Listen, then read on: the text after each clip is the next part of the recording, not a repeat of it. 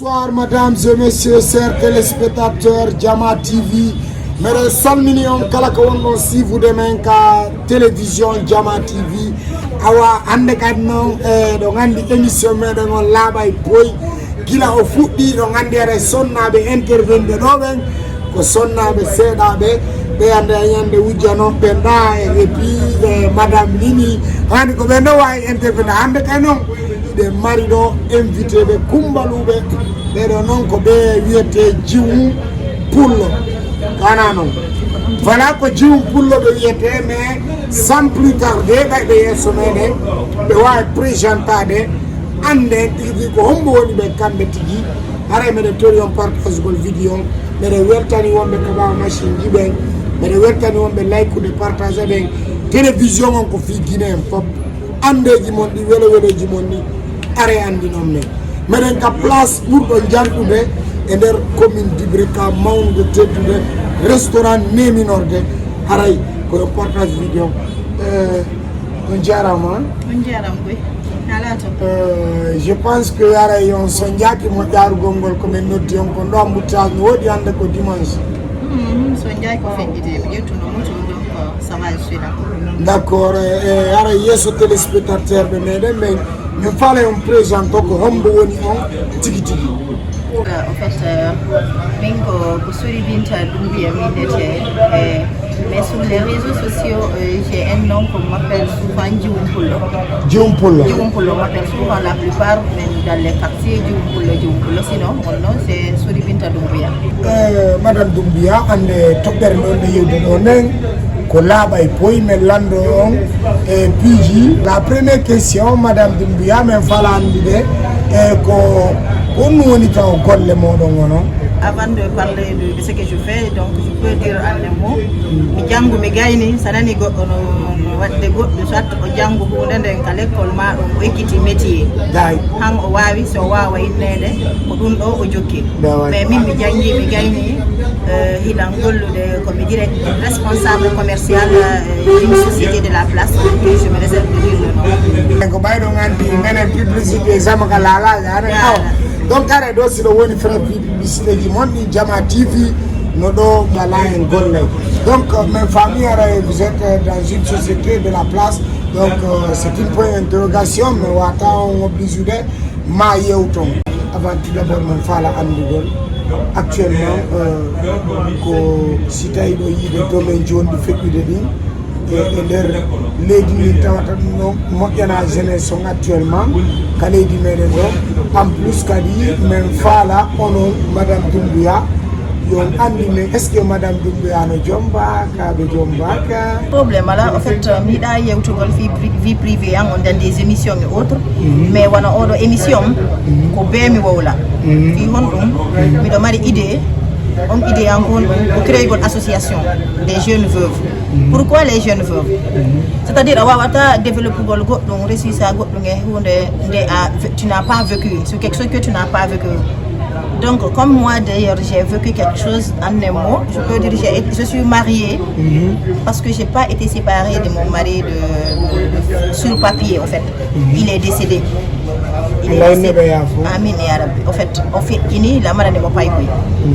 mais ko addi ha mi hebi on idée c'est le fait que min tigi lan andi ko honɗum e honɗum mi feƴƴini depuis o feƴƴini depuis modi en maayi ha addi hande tiens après c'est kay d'accord madame Doumbouya Allah inno modi mo yaafo konno no marɗon ni idée et conseil ko faala ɗo wadde e télé noon est ce que kadi yiɓay woni modi mom feƴƴini est ce que haray accon haqqe nanatugol vie privé mon est ce que haray pay koye mum koye ɗo wondi e makkoye ka o wonda e makkoye et puis ko honno quoi vous allez expliquer tout laaɓa e boyi ko inde émission on ɗo marɗon fi ko yoyitiri noon ko mi arta e toujours toɓɓere ko landi ɗon konnane so tawi woni la jomba mo modi an fiɗɗini maintenant min ɓay miɗo andi ko honno yon ɗum mi feƴƴini ha hande par ce que waɗi 5 ans joni depuis modi an feƴƴini joni mi jooɗi mi miijiti minni ko komi feƴƴini ɗo nde tampere komi woni naɓɓude min e payko yan ko min no woodin rewɓe gasa ɗimmoɓe an wonɓe feƴƴinde la même chose ma ko ɓuri ɗum mais haɗa goɗɗo anda minen ɗon si minen ɗon fof min haldi min fotti joni min waɗu min yomin dénonce yomin wowlu ko min woni feƴƴinde jonna expérience ɓe modi mum feƴƴini ko neeɓa ɓe wawa andude fi modi on tigui feƴƴini no wawi immagol wakkilo hara rewaɗi e piiji bonɗi fi no dankoɗa hoore mum e dankoɗa ɓiɓɓe mum wono haylagol waɗugol prostitution kelo o ɗo entre parenthèse excusez moi non c'est pas mal wole fo laaɓay poyi ko wol ɗon kadi tout ça là ko gonga on fami hande ɗon ko go'o ɗi won ɗum hino woodi ɗo ɓeyna yimɓe ɓen ɗo ɓe ko bandiɓe ni ɓe ko kamɓe mbarata ɗo laawi ɓe ko coskerɓe ɓe walle ɓe yimɓe ɓen ƴawnugol passage way coxer min mi ari landagol ɓen par ce que so a yi han mi heeɓi idée on min mikke taw mi jindi mi ɗaɓɓi information ji mi yewtidi e rewɓe mo ɓe si explique ni lan ko honno woniri ko honno woni dankorde hoore mum e ɓiɓɓe mum ko accida ma ɗum si modi mum maayi famille gorko on ko arata jaɓa piiji makko ma woɓɓe ñan jaɓa hay ɓiɓɓe ɓen woɓɓe hay pila fo on itta a faami par ce que are ɓere ɓe jaɓa piiji on tigui ɗin ɓe jaɓa hay ɓiɓɓe ɓen fii ta on tigui yo wullito yo nokku goo tawa heɓiray goɗɗum bien sûr donc ɓe ara ɓe jaɓa kala ko debbo on hannden kadi accira woni ɓiɓɓe woni piiji ko waɗata ɓe ñon woɓɓe gono toon jaɓa hay ɓiɓɓe ɓen ko fii innugol si accidimo e ɓiɓɓe ɓen e jonnaymo dépense joni accida debbo ngi hoore mum ko wonira ni kanko andi si ñaamay kanko andi ka waaloto so woti kadi ka ɓeygure makko ka ɗuyte ka o iwino toon ɓen kadi haɗa dankitotako tawa mo woni obligé wa rewgol reweteɗe ɗen fof fino wuuɗa par ce que mo waɗi reedu makko ndu mari hoore makko woni jiwo fewndi ɗo hari mo jomba fiji ɗin fof no timmani mo wowti on wi ɗon joni noon yo fuɗɗito ɗo wiigo kadi mo andata no sattani mo tawa il est obligé de se livrer à tout pour survivre ɓe landike kadi waɗon oui les jeunes ɓina ko ɓenna yi onon ko on bandi ɗon waɗini hoore mum on dampitaki hoore mum ko woni ɗum explique o tawa c'est des orphelins taw koko nande konkon ɗon combat tawa ko nande on combat ɗon tawa c'est des orphelins qui sont été abandonnés par la famille, par les deux familles, soit par manque de moyens ou par la méchanceté. Maintenant, moi, mon idée, l'association des jeunes, c'est parce que c'est une association en fait, des jeunes veuves de Guinée. Les jeunes veuves de Guinée. Oui. Et quand je dis les jeunes veuves de Guinée, je ne parle pas au nom des Peuls ou au nom des Malinké, au nom des forestiers et autres. Je parle c'est-à-dire au nom de toutes les femmes guinéennes. Oui. Donc ça touche toutes les communautés en même temps. Tout le monde est concerné. D'accord. Parce qu'en aucun cas, tu ne peux souhaiter voir ta femme se retrouver dans de telles conditions, ta fille, ta nièce, ta cousine ou même ta petite sœur, voire même ton enfant. Donc, en un mot, c'est ça, c'est l'association des jeunes veuves de Guinée. J'ai même créé une page sur Facebook où on peut me suivre, où on peut même m'appeler, j'ai même laissé mon numéro. Si tu as, c'est-à-dire des propositions, toi-même femme, tu es victime, mais tu n'as pas où t'exprimer, ou tu n'as pas où aller dire ton mal. Alors qu'il y a wawla, wawla andemade, tu peux venir sur ma page, raconter, dire tout ce que tu veux. Et on te soutiendra. J'aurai toujours aussi des conseils à partager avec la personne, Inch'Allah. La famille, chers téléspectateurs, on est maintenant de Jama TV. Elle s'appelle Madame Doumbouya. On a mis idée Makoko Fala, c'est un bon projet. Je demande tout à chacun de venir soutenir cette femme. Elle est femme brave. On va donc idée mobio. On crée une page ma concasie. Une de pas encore. Association des jeunes veuves de Guinée. Les jeunes veuves de Guinée. Donc ce qui est sûr, d'entori Jama on faut wakilagol ara soutenir on sonnajo. Sonnajo wakilido jarido d'artifio do nyibu. Donc Madame Fatoumata Sori Binta, Madame Sori Binta Doumbouya, vous allez m'expliquer très fort. Orenden charge tellement aray ko wadi donc aray jonno menen Jama TV menen kadi mede soutenir ngedum do mais weltani ko gari ko men noddion ko hardo noti don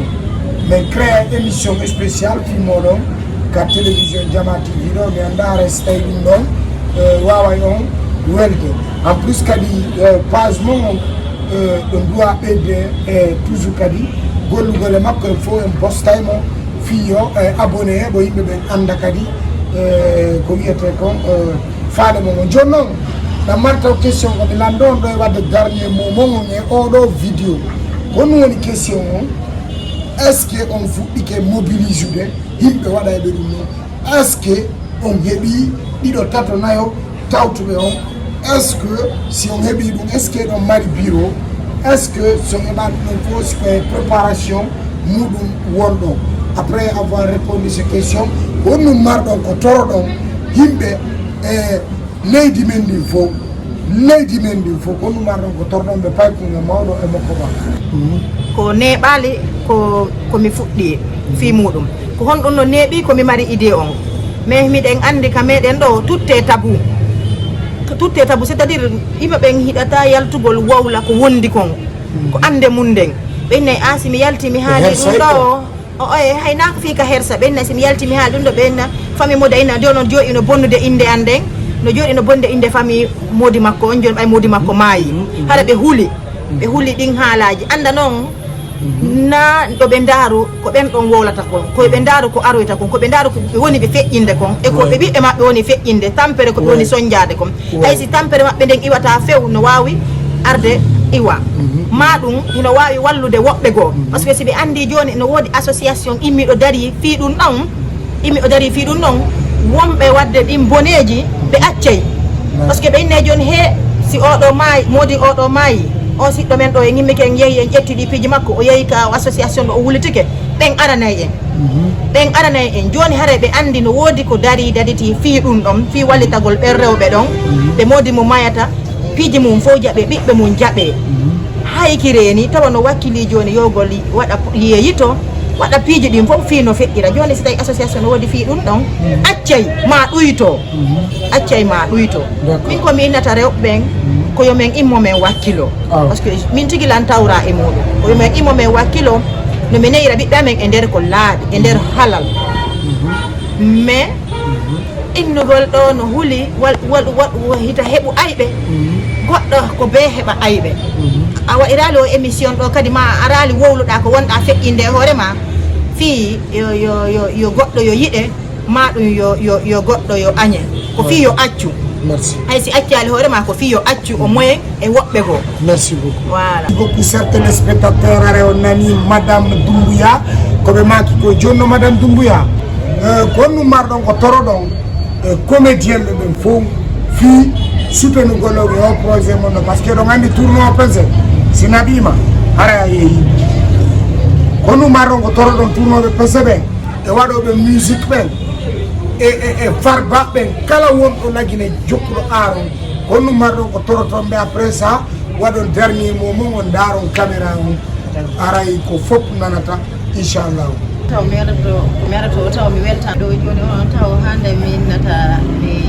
min nandoto woɓɓe go yo wallam ma ɗum yo min wallidir mi weltan toon taw onon hara e hikko en goto min komi toroto Jamala Guinée on fof woni artiste yimoɓe woni tournoɓe bese woni des comédiens woni même les blogueurs koyeɓe wallito émission on heɓa doole par ce que ala mo ala sifa o kaka ɗo ka nder famille mum ala mo tawata a hiyata tawa onno ala jajirawo modi mum feƴƴini ma miññirawo ma ɗum ɓiɗɗo jaaje ma ko ɗinte nièce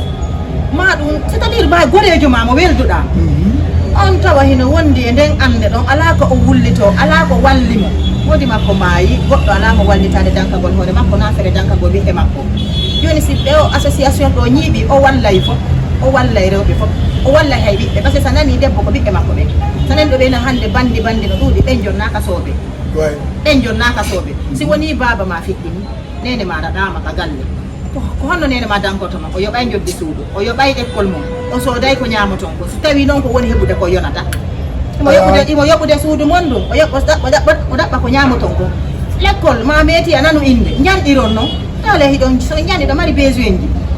ko ɓe ɗon noon satisfaction besoin ji mum naatu noon e ko naatuɗo wo donc association ɗo si ñiiɓe o walla e rewɓe ɓen o walla e fayɓe ɓen donc bandiyagal ko ɗuminata ɗuytoto côté rewɓe ɓen ko ɗuytoto côté fayɓe ɓen la future génération mi haɗa koɓe nata koɓe wallito idée on c'est pour tout le monde ko fii fop woni journalisme woni yimoɓe woni blogueur woni waɗayɓe comédie haray fof koye min wallidir fii muɗum fii nafa amen meɗen fof parce que sa nana ɗo ko wiiɗa kon ɗo joni si